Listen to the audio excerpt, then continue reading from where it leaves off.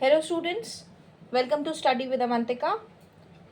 Class 12 psychology subject में chapter 4 psychological disorders की हम बात करेंगे आज। जब हम साइकोलॉजिकल डिसऑर्डर्स की बात करते हैं तो बेसिकली लोगों को इसका अंदाज़ा नहीं है कि साइकोलॉजिकल प्रॉब्लम्स एक्चुअल में एग्जिस्ट करती हैं या नहीं करती हैं, क्या हैं। हम लेमन लैंग्वेज में उसको गलत तरीके से बोलते हैं। हम उसके लिए बोलते हैं कि कोई मेंटली अपसेट है, कोई पागल है, किसी का दिमाग ख़राब है। I am sorry to use this words, no offence, but basically ये लेमन लैंग्वेज है जो यूज़ करी जाती है। क्यों? क्योंकि लोगों को साइंटिफिक तरीका नहीं पता, साइंटिफिक रीज़न नहीं पता कि साइकोलॉजिकल प्रॉब्लम्स क्या होती हैं, साइकोलॉजिकल डिसऑर्डर्स क्या होते हैं। सो हम सबसे पहले क्या समझेंगे कि जब भी हम साइकोलॉजी पढ़ेंगे तो हम अपनी लेमैन सोच, एक जो बेसिक थिंकिंग है, जिस तरीके से हम सोचते हैं, जैसे मैंने अभी कुछ वर्ड्स यूज़ करे कि लोग ऐसे ऐसे वर्ड्स यूज़ करके बोलते हैं जिनको एक्चुअल में ये नहीं पता कि ये भी एक बीमारी है जो ठीक हो सकती हैं। कई टाइप की बीमारी, जैसे फीवर हो जाता है, वायरल फीवर, डेंगू फीवर, ठीक है, डिफरेंट टाइप के फीवर्स हैं, वो ठीक होते हैं, हम डॉक्टर के पास जाते हैं ट्रीट कराने के लिए। सिमिलरली साइकोलॉजिकल डिसऑर्डर्स भी डिजीज़ हैं जो क्योरेबल हैं, कुछ क्योरेबल नहीं है, कुछ हैं, और वो भी डिफरेंट रीज़न की वजह से होती हैं। इसमें आप किसी को ये क्लेम नहीं कर सकते कि सामने वाला पागल है, उसको हमें अलग कर देना चाहिए, सोसाइटी से बॉयकॉट कर देना चाहिए, या आप इस टाइप की थिंकिंग मतलब हमें नहीं रखनी चाहिए। ठीक है। सो जब भी हम साइकोलॉजी पढ़ेंगे, हम ये ले मैन थिंकिंग, हम ये बेसिक थिंकिंग को साइड में रख के समझेंगे ताकि हमें सही तरीके से एक्चुअल जो रीज़न है वो समझ आए एंड हमारे लिए चैप्टर को समझना ऑल ओवर आसान हो जाए। Now when we talk about chapter 4, बहुत लेंथी चैप्टर है, one of the most important chapter. आपको मेरे चैनल पे छोटे छोटे शॉर्ट्स कुछ कुछ टॉपिक्स के मिलेंगे एंड एक पूरा वीडियो मिलेगा जिसमें फुल चैप्टर होगा। As per your convenience, as per your wish, आपको जो सही लगे आप उस हिसाब से उसको देख सकते हैं।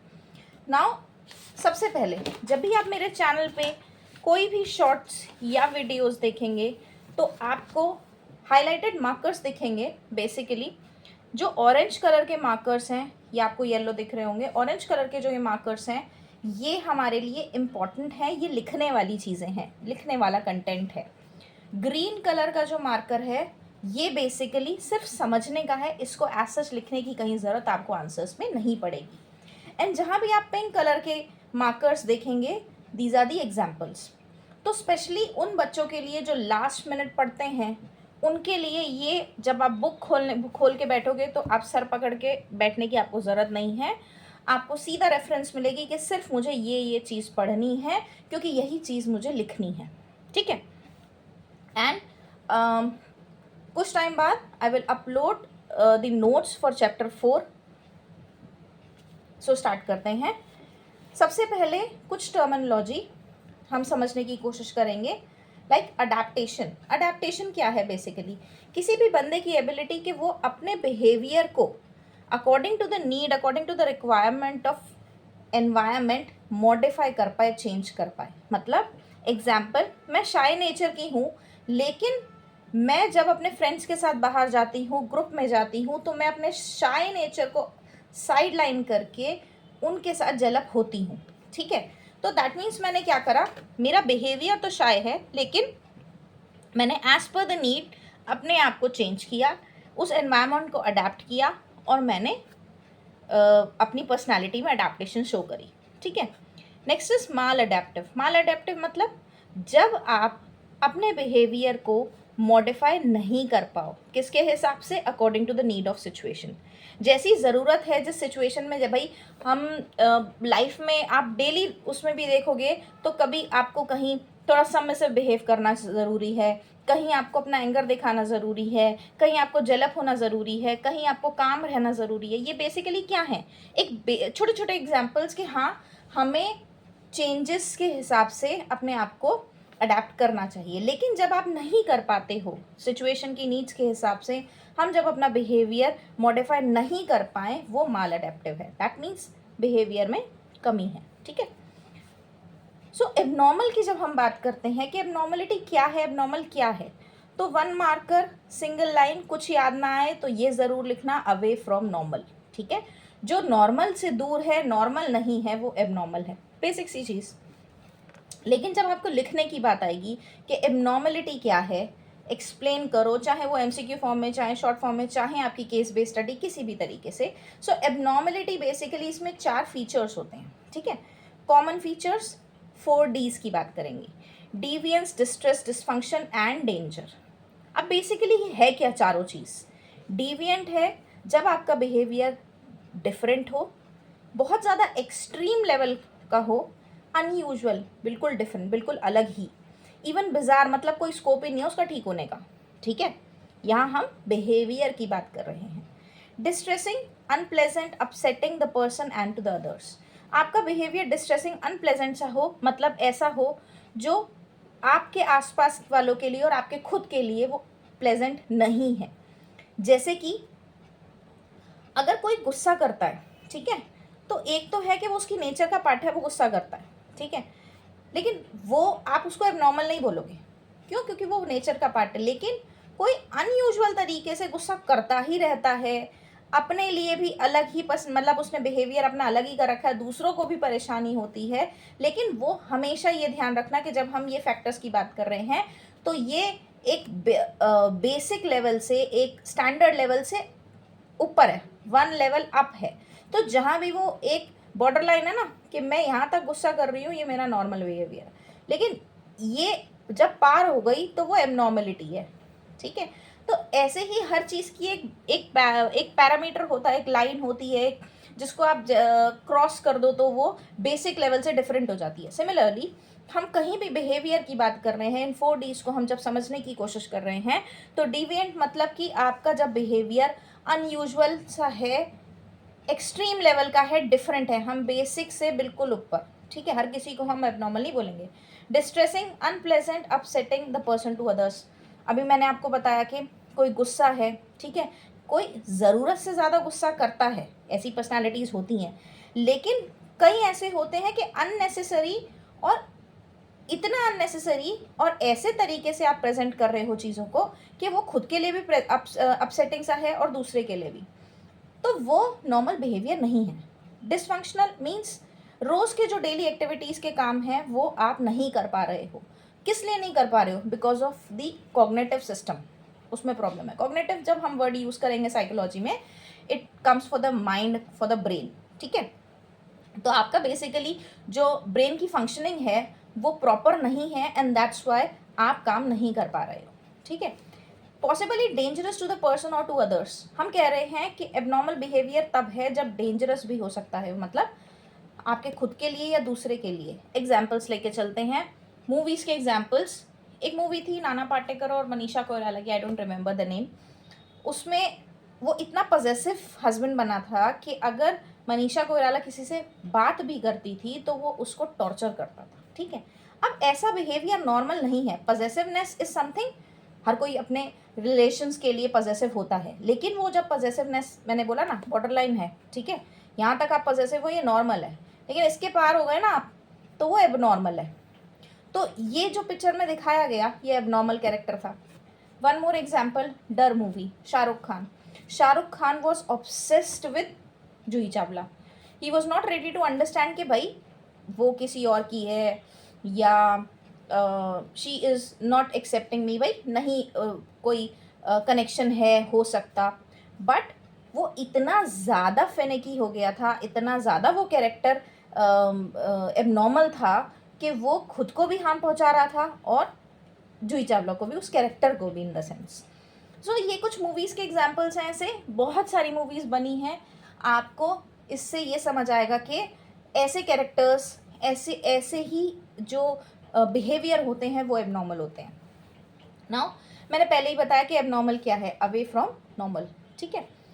ग्रीन मार्कर, रिमेंबर कि भाई जहाँ भी ग्रीन मार्कर है वहाँ आपको लिखने की ज़रूरत नहीं है, सिर्फ समझने की, अंडरस्टैंडिंग की ज़रूरत है।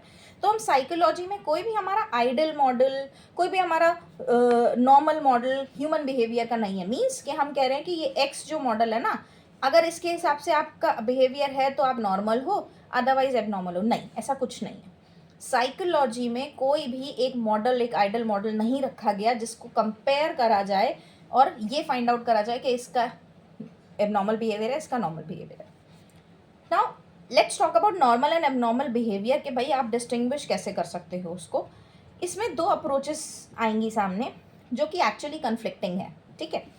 दो अप्रोचेस में सबसे पहली अप्रोच क्या है, डिविएशन फ्रॉम सोशल नॉर्म्स। बाकी जो छोड़ा उसको पढ़ने की ज़रूरत नहीं है, बेसिक समझो और यही लिखोगे, मार्क्स कहीं नहीं जाएंगे, ठीक है।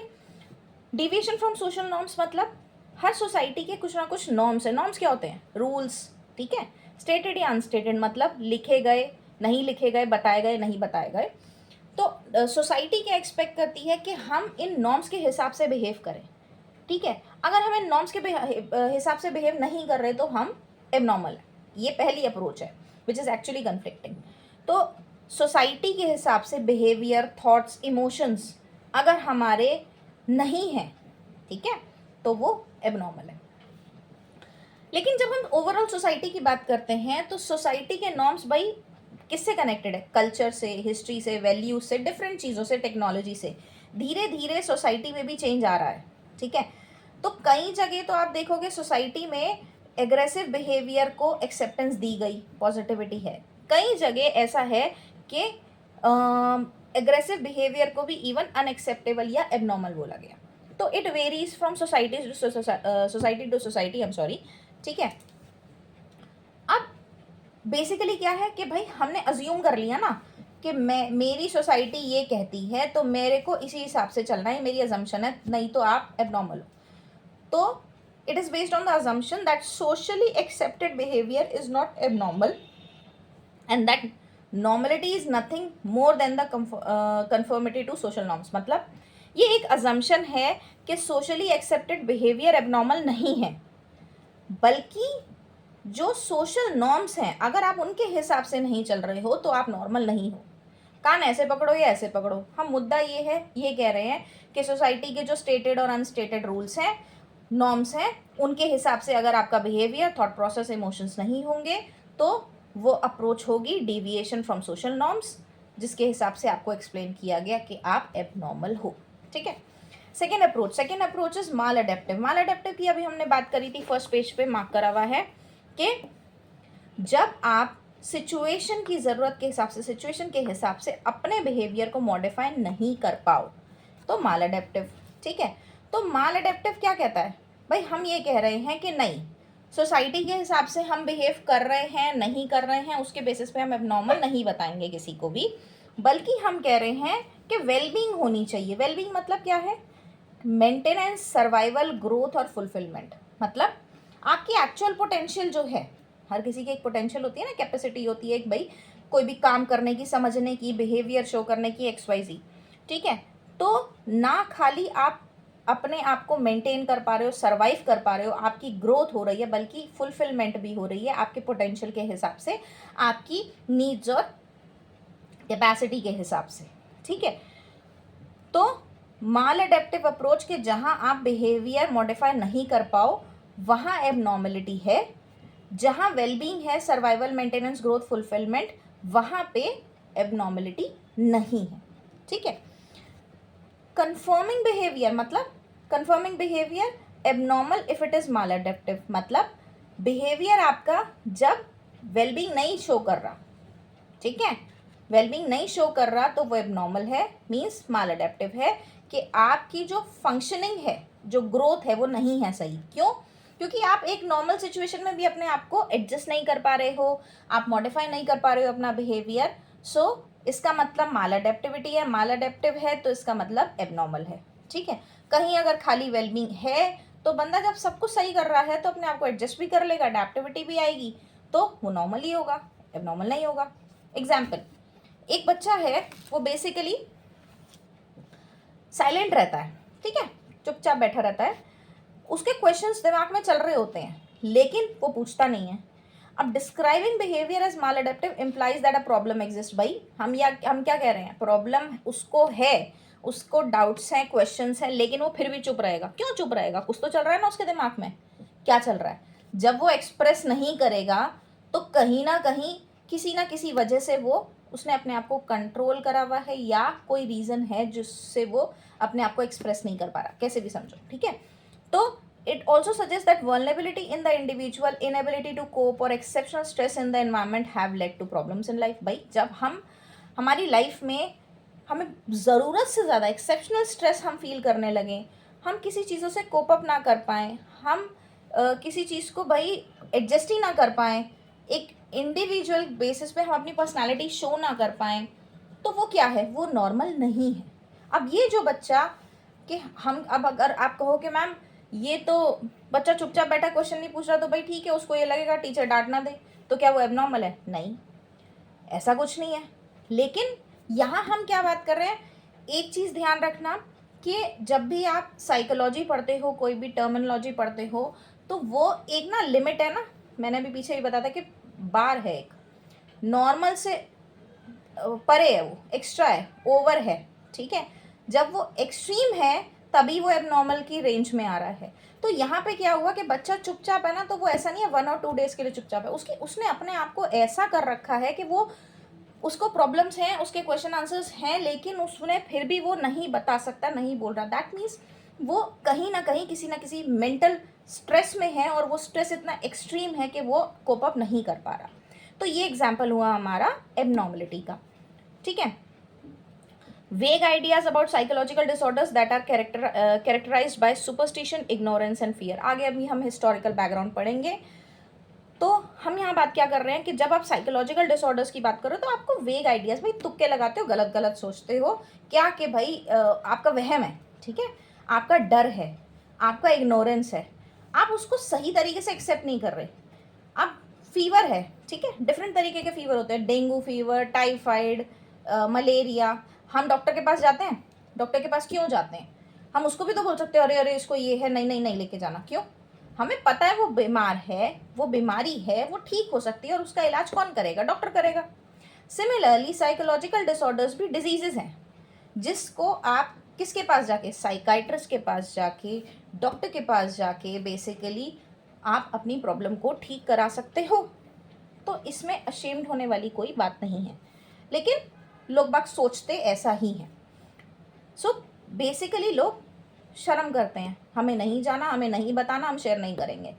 साइकोलॉजिकल प्रॉब्लम्स पहले भी थी लोगों को, अभी भी हैं, ठीक है, क्योंकि लाइफ बहुत स्ट्रेसफुल हो गई है। किसी का कोई रीज़न है, किसी का कोई रीज़न है, लेकिन अगर आप उसे एक्सप्रेस करोगे that is good for you, for your family members, आपकी सराउंडिंग्स के लिए। और ऐसा नहीं है उसका इलाज नहीं है, वो साइकाइट्रिस्ट भी डॉक्टर्स ही होते हैं, वो आपकी हेल्प ही करेंगे, जैसे हम नॉर्मल किसी भी बीमारी के लिए डॉक्टर्स के पास जाते हैं। Now move on to the topic, the stigma. Stigma attached to the mental illness means that people are hesitant to consult a doctor or psychologist because they are ashamed of their problems. अभी मैं वही बात कर रही थी कि stigma कहते हैं इस सिचुएशन को जब आपको मेंटली आप इल हो, ठीक है, लेकिन आप हिम्मत ही ना जुटा पाओ कि आप किसी को बताओ, डॉक्टर के पास जाओ, साइकोलॉजिस्ट के पास जाओ, आपको शर्म आती है अपनी प्रॉब्लम शेयर करने में। माइट भी आपको ये लगता है कि हमें लूज़र बोला जाएगा, हमें निग्लेक्ट किया जाएगा, हमें एक्सेप्टेंस नहीं मिलेगी फैमिली से या सोसाइटी से, या कोई भी फियर है, ठीक है। Psychological disorders which indicates a failure in adaptation should be viewed as any other illness. यही चीज़ मैंने अभी आपको समझाई कि जैसे बाकी की बीमारियां हैं वैसे ही साइकोलॉजिकल डिसऑर्डर्स भी होते हैं, जो कि ट्रीट हो सकते हैं with proper guidance and proper treatment. So आज के इस वीडियो में हमने कवर किया concepts of abnormality and psychological disorders, जिसमें हमने 2 अप्रोचेस की बात करी। हमने बात करी कि एबनॉर्मलिटी क्या है, 4 बेसिक फीचर्स हैं, 4 Ds हैं। माल अडेप्टिव क्या होता है, वेलबींग क्या होता है, ठीक है, और अडेप्टेशन क्या होता है। हमने फर्स्ट अप्रोच में सोसाइटी से कनेक्शन वाला पढ़ा, सेकेंड अप्रोच में हमने माल अडेप्टिविटी पढ़ी, और हमने क्या समझा कि स्टिग्मा वो सिचुएशन जब वी फील अशेम्ड, हम अपनी मेंटल इलनेस को किसी के साथ शेयर नहीं करते, जबकि हमें करना चाहिए। एंड हमने एक स्टूडेंट का एग्जाम्पल समझा, जिससे हमने समझा कि अगर आपकी वेलबींग नहीं है, मीन्स आप अपना मेंटेनेंस, सर्वाइवल, ग्रोथ, फुलफिलमेंट आपका नहीं है, तो आप एबनॉर्मल हो, अदरवाइज आप नॉर्मल हो। सो आई होप क्लैरिटी होगी। अगर आपको कोई इश्यूज़ हैं, कोई कन्फ्यूजन है, कोई प्रॉब्लम है, आप किसी पर्टिकुलर टॉपिक पे ज़्यादा एक्सप्लेनेशन चाहते हैं, कमेंट सेक्शन में करके बताइए। And do subscribe my channel, bell icon press करिए। Thank you so much, take care.